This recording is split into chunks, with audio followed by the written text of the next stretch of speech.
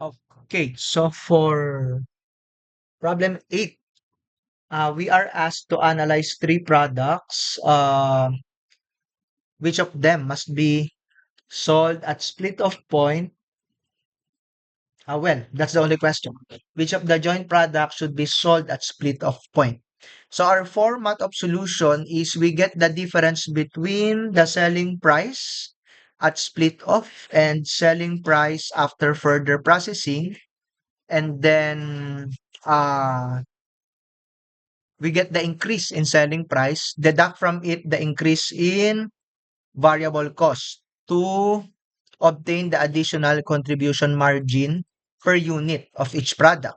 And then we multiply that to the number of units, we'll get the total additional contribution margin, and then we deduct the additional fixed cost. So let's start. For product D, uh, its selling price after split of point is 26, and then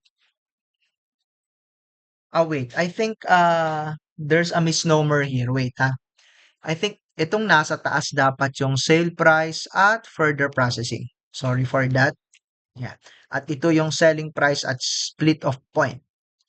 Ah, Let me correct that for a while. Split of okay. So for D, so selling price at after further processing is 26 and selling price at split of point is 16.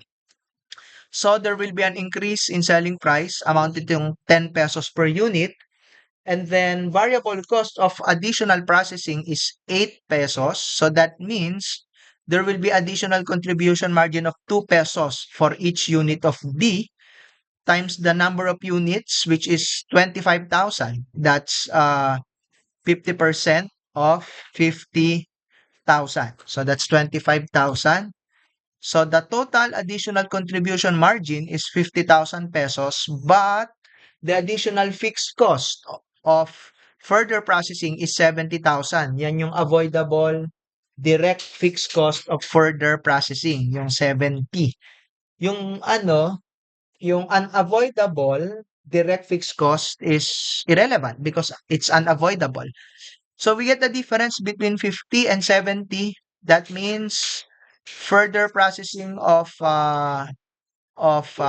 product D will result to decrease in net income 20,000.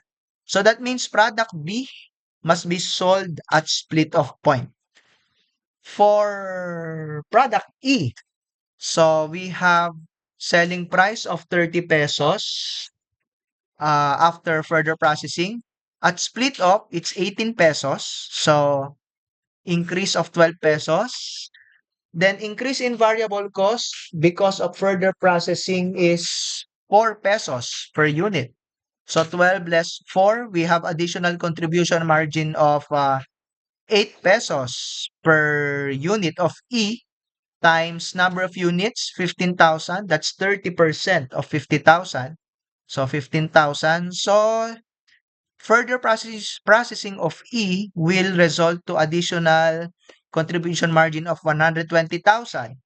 Less additional fixed cost of further processing, 90,000. So 120 less 90, that's additional profit of 30,000. So item E must be further processed. For F, same analysis, 24 less 12. That means additional selling price of 12 pesos. We have additional variable cost of further processing, 8 pesos. So additional contribution margin of 4 pesos times number of units, 10,000. That's 20% of 50,000.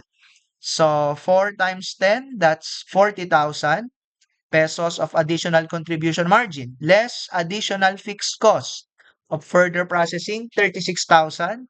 So, further processing of F will bring additional profit of 4,000. So, to answer problem 8, which of the joint products should be sold at split off? The answer is product D because further processing of product D will bring an additional net loss of 20,000.